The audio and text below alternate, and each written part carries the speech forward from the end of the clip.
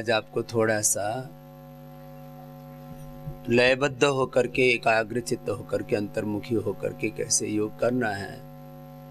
तो संगीत का आलंबन लेकर के ओंकार ब्रह्म का आलंबन, और फिर आपको योग के एक दूसरे तत्व के संदर्भ में अनुभव कराना चाहते हैं। अंगुलियों का अंगूठों को तो थोड़ी देर ऐसे आगे पीछे दबा लो, 10-10, 20-20 बार कर लो। तो जरा अब 5-10 मिनट और गंभीरता से मेरी बात सुनना।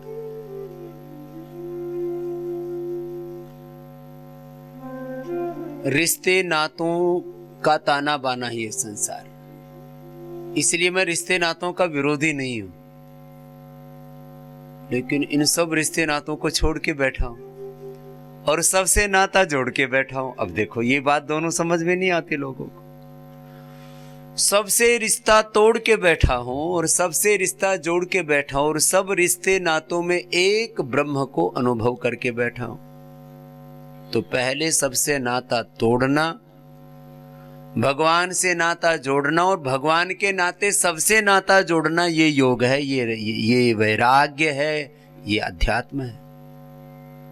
लेकिन ऐसा करने के लिए एक बार व्यक्ति को बहुत बड़ा साहस करना पड़ता है। क्या बोला अभी? वैराग्य को, योग को, अध्यात्म को, भक्ति को, मुक्ति को कैसे समझाया मैंने? अभी क्या बोला? सबसे नाता तोड़ना सबसे नाता, ब्रह्म से नाता और भगवान के नाते सबसे नाता जोड़ना। तो ये जोड़ तोड़ का संसार है। तो कुछ तोड़ आया, तोड़ मतलब निष्कर्ष भी बोलते हैं, तोड़ बराबर तोड़ बैठा दिया। तो ये तोड़ समझ में आया? क्या आया? सबसे नाता तोड़ना, भगवान से नाता और भगवान के नाते सबसे नाता जोड़ना। तो ये जोड़ तोड़ का है, ये ताना बाना है अध्यात्म का। अब जो ऐसे जीता है उसको संसार में लेश मात्र भी कोई दुख नहीं रहता है। अब हम क्यों इतने सुखी है? हम जितना देखो, ये बात थोड़ी किसी को अटपटी लग सकती है कि साधु होकर के इतनी अहंकार की बात कर रहा है। ये अहंकार की अभिव्यक्ति नहीं है, ये आध्यात्मिक अनुभूति है। क्या है? शायद मुझ जैसा सुखी कोई फकीर हो तो मैं कह नहीं सकता। दुनिया का कोई वजीर आलम और कोई अमीर स्वामी रामदेव जितना सुखी नहीं है। क्या कहा? कोई दुनिया का वजीर हो, अमीर हो, वो फकीर जैसा सुखी नहीं रह सकता।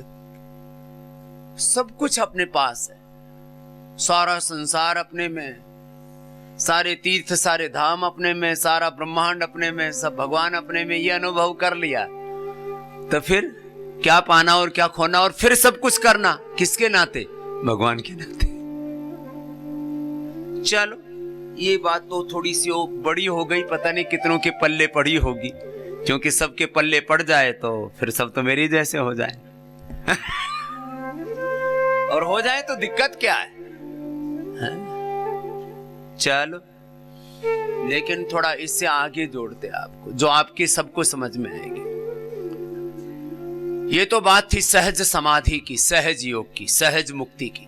मुक्ति माने छूटना। मुक्ति क्या? बोलो। सारी बुरी चीजें, दुर्विचार, दुर्भावनाएं, दुर्गुण, दोष, सारा अशुभ छूट गया, मुक्त हो गए। तुम भी हो जाओ। इसलिए मेरी पहली शर्त होती है, योग ग्राम में आओगे तो मुक्त होकर के आओ। मैं मृत्यु, मैं क्या हूं? बोलो। मृत्यु। आचार्यो मृत्यु वरुणाः सोम औषधयः पयः। अथर्ववेद में खुद भगवान ने ब्रह्मचर्य सूक्त में कहा, आचार्यो मृत्युर्वरुणाः सोम औषधयः पयः जीमूता संसत्वानः तैरिदं स्वराभृतम्। तुम अमृत पाना चाहते हो ना, पूर्ण आरोग्य पाना चाहते हो, तुम सब रोगों से, दुखों से मुक्त होना चाहते हो, इसलिए मेरे पास आए हो। रोग से तो मुक्त होना चाहते हो, दुख समझ में आया ना आया, रोगों से तो दुख होता है, ये बाकी संसार के अलग अलग दुख अलग है। तो चलो पहली शर्त है मौत। किसको स्वीकार करना पड़ेगा बोलो? कितने लोग मरने के लिए तैयार हैं? थोड़े से हाथ उठाए, बोले बाबा जी कहीं काम ना कर दे। चलो ऐसे ऐसे करो। आचार्य का पहला रूप ही मृत्यु है। ये मैं नहीं कह रहा हूं, ये तो युगों युगों का सनातन सत्य है। क्या है बोलो? आचार्य का पहला रूप क्या है? गुरु का पहला रूप क्या है? मौत, मृत्यु, डेथ। मृत्यु का द्वार है, लंबे लंबे श्वास। ये हरिद्वार है मृत्यु द्वार। हरिद्वार क्या है बोलो? मृत्यु द्वार। ये निरामयम योगाग्राम, ये पतंजलि योगपीठ, ये स्वामी रामदेव साक्षात मौत है। किसकी? रोगों की मौत। किसकी मौत बोलो? रोगों की मौत है, रोगी की नहीं। रोग की मौत है। स्वामी रामदेव क्या है बोलो? रोग की मौत, तुम्हारे रोग की मौत। थोड़ा इसको विस्तार दे देता हूं, करते रहो, ऐसे करने से होगा सब। अज्ञान की मौत। किसकी बोलो? अज्ञान की, अश्रद्धा की, अकर्मण्यता की, अशुभ की, दुर्गुणों की, दोषों की, दुर्विचारों की, दुर्भावनाओं की, दुर्बलताओं की मौत हूं मैं। ओम विश्वानि देव सवितर दुरितानि परासुव यद भद्रम तन्न आसुव। तो मौत हूं मैं। करो, करते रहो, रुकना नहीं है। ये तो 100-200 बार से लेके 500 बार तक करना था। हाँ, जब तक मौत ना हो जाए तब तक करते रहो। किसकी मौत? मोटापे की मौत। तो मृत्यु है योग, मृत्यु है गुरु, मृत्यु है आचार्य। और भगवान का द्वार भी मृत्यु का द्वार है। नचिकेता और यमाचार्य की कहानी सुनिए ना, हमारे बच्चों ने उसकी भी एक कविता बना रखी है। तीसरो रात्रिरियत अवात्सित गृहे में अश्नन अतिथि ब्राह्मणो नमस्य। हे ब्राह्मण, तू 3 दिन मेरे द्वार भूखा प्यासा रहा है, तू वर मांग मुझसे। तो चलो वो तो बाद में कहानी सुनाएंगे पूरी। अभी तो अपने मोटापा को मार लो, अपने आपे को मार लो, अपने बीपी को, अपने शुगर को, अपने थायराइड को, अपने कैंसर को मार लो, अपने अर्थराइटिस को ही मार लो। और जो मर गया वो तर गया। जो मर गया वो, और जो डर गया वो। फिल्मी डायलॉग तो सबको याद है। चलो लंबे लंबे। दुनिया बड़ी सयानी है, जिसे पूछो वही ब्रह्म ज्ञानी है। लंबे लंबे श्वास, बनी बात। चलो बटरफ्लाई कर लो। अब देखो, तुम्हारे रोगों को मारने के लिए, तुम्हें तारने के लिए, सब सुन लो, यहां 100 से ज्यादा प्रबंध किए हुए मैंने। तो क्या क्या करवाना यहां? थोड़ी देर कुछ लोग ना ऐसे उधेड़ बुनसी में रहते हैं कि वैसे तो यहां सुबह 4 बजे से लेकर के रात को 10 बजे तक तुम्हारी चक्री बनी रहती है। अलग अलग काउंटर्स के ऊपर खड़े, अलग अलग काउंटर्स पर अपनी बीमारियों का एनकाउंटर करने के लिए आप लोग बहुत तरह के जुगाड़ तिकड़म में रहते हो। ये भी कर लो, वो भी कर लो। शिरोधारा होने से जैसे शिव के ऊपर बूंद बूंद करके जल डालते हैं और धारा डालते हैं, किसकी? दूध की, घी की, पंचामृत की, दही, और फिर अलग अलग प्रकार के तेल। तो जैसे जिसकी आवश्यकता, कम से कम 10-15 तरीकों से शिरोधारा की जाती है। तो सबकी शिरोधारा कंपलसरी। आंख लोग, अब देखो शिरोधारा में जिनके बाल झड़ते बहुत भयंकर, उनकी केश कांति, अब मैं ये सबको घर पर भी देने वाला हूं। अब मैं 100 तरह के उपचार की बात कर रहा हूं। योग करते करते, आसन करते करते ये मैं सब बताऊंगा। दरअसल जो मैं अब बता रहा हूं, ना तो कोई वैद्य इसको करवाता, पूरी तरह से, प्राकृतिक चिकित्सा वाले नहीं करवाते पूरी तरह से, और आयुर्वेद के वैद्य, प्राकृतिक चिकित्सा के वैद्य और योगियों को तो एक अलग ही धुन है। वो तो सब कहते हैं खाली योग से, आसन प्राणायाम से सब कुछ हो जाएगा, बाकी कुछ करने की जरूरत ही नहीं है। और वो तो कहते हैं योगासन प्राणायाम भी करने की जरूरत नहीं है, खाली एक भगवान नाम का आश्रय लो और उसी से सब कुछ हो जाएगा। मैं मानता हूं एक एक तत्व की बड़ी महिमा है, लेकिन जरा गौर से सुनना और करना है आपको। 10 तरह से सिरोधारा कैसे करवाते हैं। अब सिर के ऊपर मेधा क्वाथ पकाया, दूध में डाला या उसको ब्राह्मी घृत में डाला। अब जरा सुनो, ये ऐसी सिरोधारा जिसका बोध नहीं है लोगों को कि मेधा क्वाथ जो भी मेद्य होते हैं, ब्राह्मी है, शंखपुष्पी है, उसखदुस है, गाजवान है, जटामासी है, ज्योतिषमती है, इन सब का क्वाथ बनाया जो आपको मेधा क्वाथ में देते हैं। ब्राह्मी, शंखपुष्पी, उसखदुस, गाजवान, जटामासी, ज्योतिषमती, अलग अलग प्रकार की औषधियां, वचा, पुष्कर मूल, लंबे लंबे श्वास। अब इनका क्वाथ बनाया, फिर इसको ब्राह्मी घृत को थोड़ा सा गुनगुना किया और उसके अंदर डाल दिया। जिनकी कफ प्रकृति है, वात प्रकृति है, उनको थोड़ा गुनगुना, और जिनकी बहुत भयंकर पित्त प्रकृति है उनको गर्म करके ठंडा कर दिया। अब तो मौसम बदल रहा है, तो ब्राह्मी घृत से शिरोधारा करवाया और उसी मेधा क्वाथ से हवन करवाया। मेधावटी खिलवाई, मेधा क्वाथ पिलवाया भी, साथ में न्यूरो ग्रिट दे दी, जिसमें एकांगवीर रस है, रसराज रस है, वसंत कुसुमाकर है, मोत पिष्टि है, जिसमें रजत भस्म है, और ज्योतिषमती का एक्सट्रैक्ट है। ये न्यूरोग्रिट है, ये न्यूरोग्रिट दे दी। उसका ब्रेन के साथ नर्वस सिस्टम भी वीक हुआ तो इम्यूनोग्रिट दे दी, जिसमें जीवक, ऋष्वक, रिद्धि, वृद्धि, मेधा, महामेधा, काकोली, क्षीर काकोली है, विदारी कंद, वराही कंद, अश्वगंधा, शतावर, सफेद मुंह, सिलिकोंच के बीज, बला बीज, और जिसमें अमृता है। अब ये सब औषधियां दे दी, और ये औषधियां देके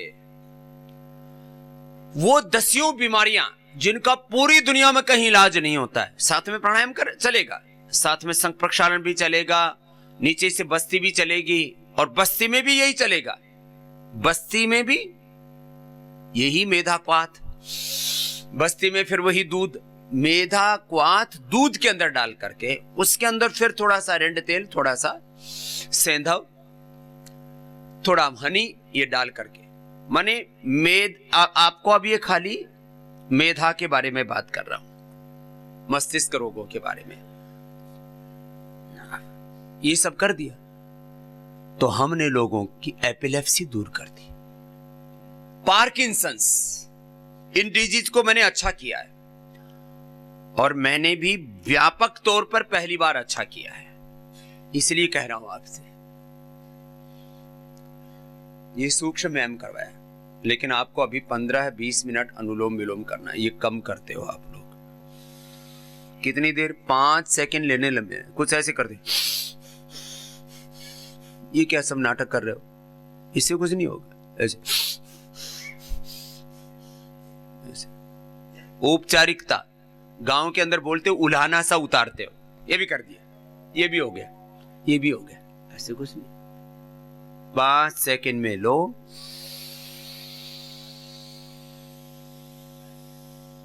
इतना होता है, 5 सेकंड में छोड़ो। जो बच्चा ऐसा कर लेगा उसका दिमाग होगा आइंस्टीन न्यूटन जैसा, पतंजलि पाणिनि जैसा, स्वामी विवेकानंद महर्षि दयानंद जैसा।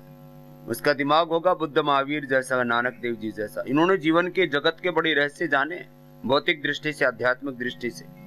गौतम, कणाद, जैमिनी, पाणिनि, पतंजलि जैसा आपको दिमाग चाहिए, आपको आइंस्टीन, न्यूटन जैसा दिमाग चाहिए। ये बच्चों के लिए बोल रहा हूं। जवानों को, जिनको बहुत शार्प ब्रेन चाहिए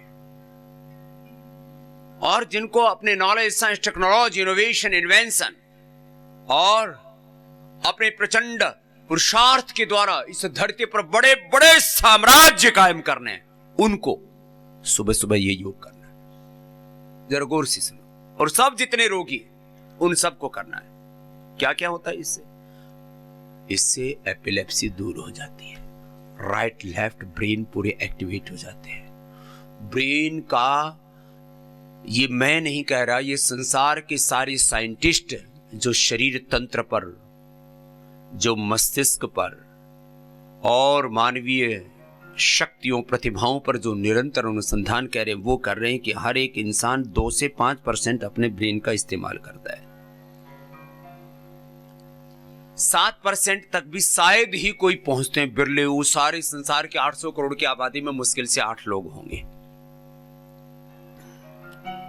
जो 7-8% तक पहुंचते होंगे। अब बताओ, 1-2% में सारा संसार चल रहा है और 3 से 5% में सारी पढ़ाई लिखाई हो लेती है तुम्हारी। कितनी कठिन हो। अब ये हम योग करवा करके, ये जो सब थेरेपियां करा करके आपके ब्रेन को एक्टिवेट करते हैं। ब्रेन में डिजनरेशन हो रहा है, उसी से डिमेंशिया हो रहा है। अब लोग कहते हैं डिमेंशिया की कोई दवाई नहीं। लोग कह रहे हैं डिमेंशिया की कोई दवाई नहीं, अल्जाइमर की कोई दवाई नहीं, पार्किंसंस की कोई दवाई नहीं, एपिलेप्सी की कोई दवाई नहीं। ब्रेन और नर्वस सिस्टम से ही कनेक्टेड है एमएनडी, उसी से कनेक्टेड है सारी ऑटोइम्यून डिजीज, उसी से कनेक्टेड है एंकिलोजिंग स्पोलाइटिस, उसी से कनेक्टेड है रोमेटॉइड अर्थराइटिस, और उसी से कनेक्टेड है लिकोडर्मा, उसी से कनेक्टेड है सोराइसिस, और उसी से कनेक्टेड है सारे डाइजेशन के डिसऑर्डर्स, पाचन तंत्र की विकृतियां। उसी से कनेक्टेड है सब इनफर्टिलिटी, उसी से कनेक्टेड है ये बीपी, ये शुगर, ये थायराइड, उसी से कनेक्टेड है ओबेसिटी। जितने भी रोग हैं वो सब प्रज्ञापराध से होते हैं। प्रज्ञापराधो ही सर्वरोगाणाम कारणम सर्वरोगाणाम मूलम। सारे रोगों का मूल कारण, the ultimate cause of all disease is प्रज्ञापराध। प्रज्ञापराध का इंग्लिश में कोई ट्रांसलेशन नहीं है। वो स्ट्रेस, एंजाइटी, डिप्रेशन ऐसे अलग अलग शब्द बोलते हैं। Stress is the main cause of all diseases. अब वो स्ट्रेस को परिभाषित ही नहीं कर पाए अभी तक। धी, धृति, स्मृति की विकृति, अभी तक तो उनको इसका धर्म का एक कोई अध्यात्म का, भगवान का कोई उनको शब्द नहीं मिला है। कोई गॉड बोल रहा है, कोई ऑलमाइटी बोल रहा है, कोई गॉड पार्टिकल बोल रहा है, कोई अननोन एनर्जी बोल रहा है, कोई अल्टीमेट पावर बोल रहा है, पता नहीं क्या क्या बोल रहा है। उनको पता ही नहीं कि है क्या ये तत्व। खैर, अनुलोम विलोम लगातार करो। 5 सेकंड में लेना, 5 सेकंड में छोड़ना और 15 मिनट से पहले रुकना नहीं है। इतना तो अवसर दो मुझे कि मैं तुम पर काम कर सकूं, तो फिर गारंटेड है। इसलिए मैं कहता हूं, ये तो खाली एक मैंने छोटी सी बात बताई अभी आपको, एक शिरोधारा की। अनुलोम विलोम करो। ऐसे ही 10 प्रकार से शिरोधारा करते हैं। हृदय रोगियों की शिरोधारा अलग होगी, पेट के रोगियों की शिरोधारा अलग होगी, जिसको स्ट्रेस, एंजाइटी, डिप्रेशन है उनकी शिरोधारा अलग, जिनको वात रोग है उनकी शिरोधारा अलग, पित्त रोग है उनकी शिरोधारा अलग, कफ रोग है उनकी शिरोधारा अलग। हर बीमारी के अंदर ओबेसिटी, हाइपरटेंशन, अलग अलग प्रकार के सोराइसिस, इन सब के अलग अलग प्रकार से शिरोधारा होती है। अलग अलग प्रकार से बस्ती होती है, नीचे से बस्ती जी जाती है अलग। माने योग चिकित्सा, यज्ञ चिकित्सा, प्राकृतिक चिकित्सा, आयुर्वेद चिकित्सा को एक साथ स्वर देने की कोशिश कर रहा हूं। बड़ा कठिन विषय है ये। 10 प्रकार से बस्ती हम कराते हैं। सामान्यतः प्राकृतिक चिकित्सालयों में पानी का एनेमा देते हैं। थोड़ा किसी ने थोड़ा बहुत किसी गुरु से सीख लिया हो तो नीम का एनेमा दे देते हैं, या त्रिफला का एनेमा दे देते हैं, नींबू का एनेमा दे देते हैं। इससे ज्यादा कोई जानते थे नहीं। हम कम से कम 20-25 प्रकार से एनेमा देते हैं और एनेमा के साथ उत्तर बस्ती भी कराते हैं।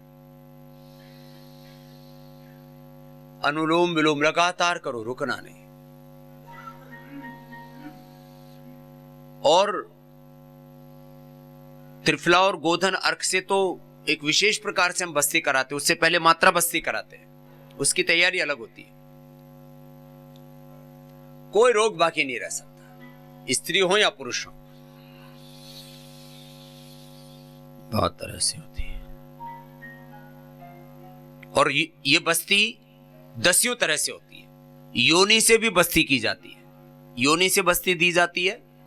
पुरुषों को मूत्र नली से बस्ती दी जाती है और स्त्री और पुरुष दोनों को गुदा से बस्ती दी जाती है। अब ये चीजें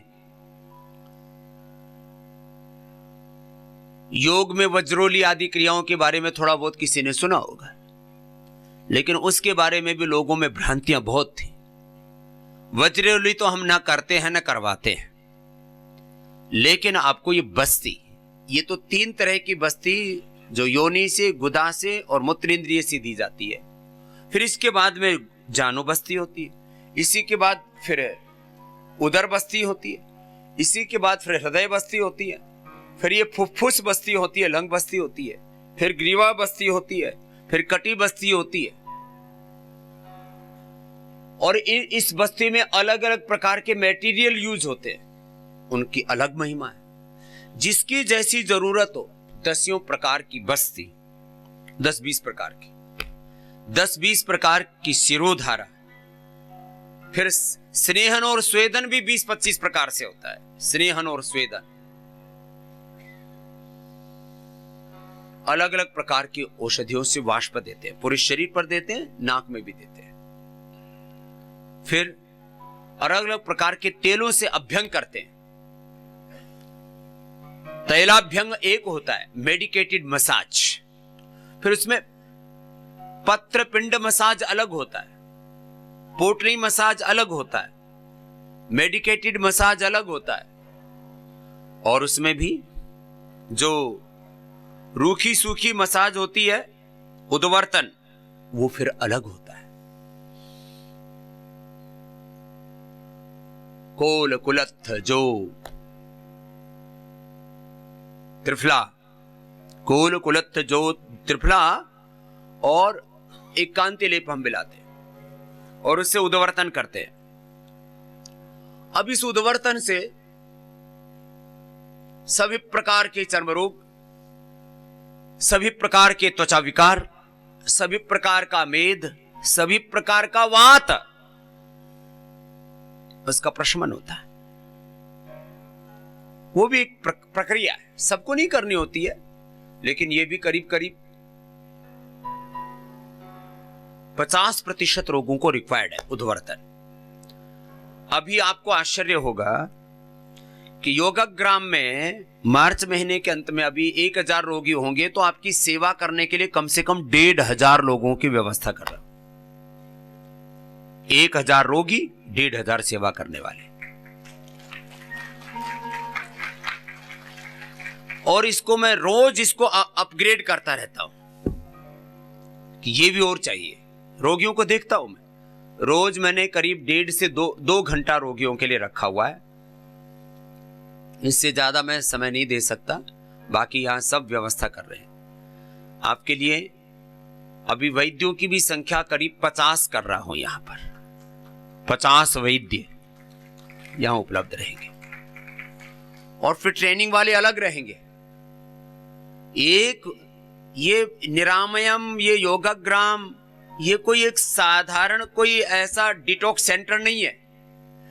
ये दुनिया का सबसे बड़ा रिसर्च सेंटर है ये, जो बहुत कुछ चल रहा है एक साथ।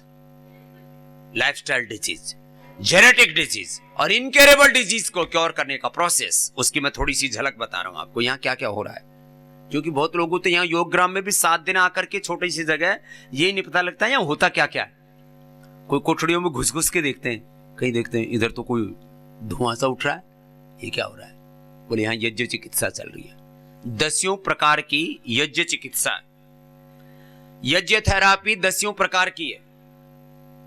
निसंतानों के लिए अलग है, कैंसर के लिए अलग है, अर्थराइटिस के लिए अलग है, मस्तिष्क रोगों के लिए अलग है, अलग अलग वात पित्त कफ रोगों के लिए अलग है, न्यूरो प्रॉब्लम्स के लिए अलग है।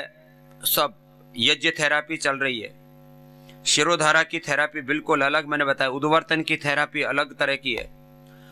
10 प्रकार के स्वेदन चल रहे हैं, 10 प्रकार के लेप चल रहे हैं। मैंने कहा 10-20 प्रकार की मसाज चल रही है। ये सब अलग अलग प्रकार के कार्यक्रम है। नस्य भी 10 तरह के देते हैं। नस्य से लेकर के धूम्रपान नहीं, धूमपान करवाते हैं। नाक में धुआं चढ़ाते हैं औषधियों का, वो बड़ा जबरदस्त होता है। जिसको जरूरत होती है उसको वो भी देते हैं। पहले उसको मसाज करते हैं पूरा, फिर उसको वाष्प देते हैं, फिर उसको नस्य देते हैं, फिर उसको धूमपान भी कराते हैं। ये भी अलग प्रकार की है। नस्य भी 10 तरह के हैं। ये वैसे तो हम धूम्रपान के विरोधी हैं, लेकिन ये अलग औषधीय धूम्र, यज्ञ का धूम्र, ये हम देते हैं। अनुलोम विलोम सब करो। और इस पूरी प्रक्रिया में जल नीति, सूत्र नीति सबकी रोज। अभी सूर्य का त्राटक बंद हो गया था, प्रारंभ मैंने किया था, वहीं से किया था। कैसे ही भयंकर रोग, अक्षी तर्पण अलग है। लोग मरने के बाद तर्पण करते थे। जीते जी डंडम डंडा, और मर जाए तो पहुंचाए गंगा।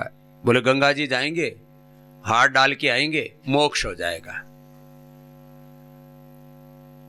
हम श्राद्ध तर्पण, बड़ी वैतरणी तरने का कार्यक्रम कि वैतरणी तर जाएंगे, उसके लिए बहुत तरह के दान पुण्य करते थे।